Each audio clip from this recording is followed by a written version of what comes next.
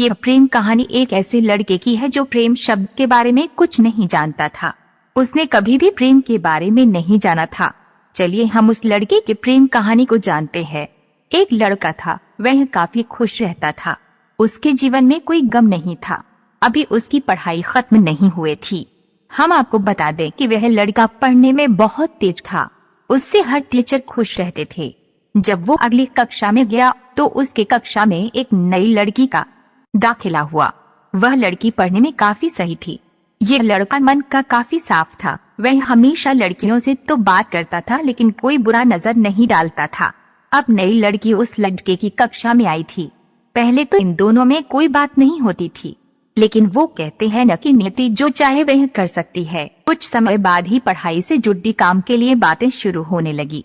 पहले तो काफी कम बातें होती थी, लेकिन उन दोनों को एक दूसरे से बात करने में काफी मजा आता था। वह अब बहुत सी बातें करने लगे। उन्हें अब धीरे धीरे प्रेम भी होने लगा, लेकिन उन्हें इसका पता नहीं चला।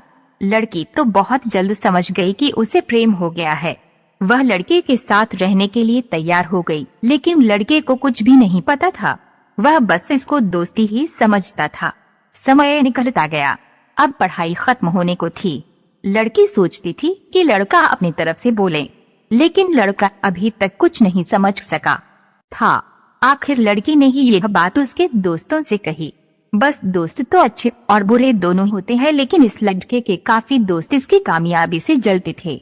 इसके साथ ही अब परीक्षा का समय भी आ रहा था, तो उस लड़के के दोस्तों ने उसकी परीक्षा को खराब करना चाहा। उन्होंने यह बात पूरे स्कूल में फैला दिया। जब ये बात टीचर तक पहुंची तो वे इस पर विश्वास नहीं कर पा रहे थे। इसके बाद यह बात लड़के के पास भी पहुंचा। अब जब भी वह स्कूल आता था तो उसको काफी बेइज्जती का सामना करना पड़ता था। इसके कारण उस लड़की से बात करना भी छोड़ दिया और परेशान भी होने लगा।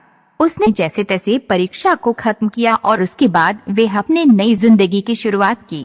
भले ही उसके परीक्षा में कम अंक आए थे, लेकिन आज वह बहुत खुश है, क्योंकि पढ़ाई खत्म होने के बाद उसने बड़ी मेहनत की और एक बड़ा अफसर बना और अब उस लड़की से शादी कर ली। उस लड़के को भी उस लड़की से प्रेम था, लेकिन वह एक अच्छे समय के इंतजार में था।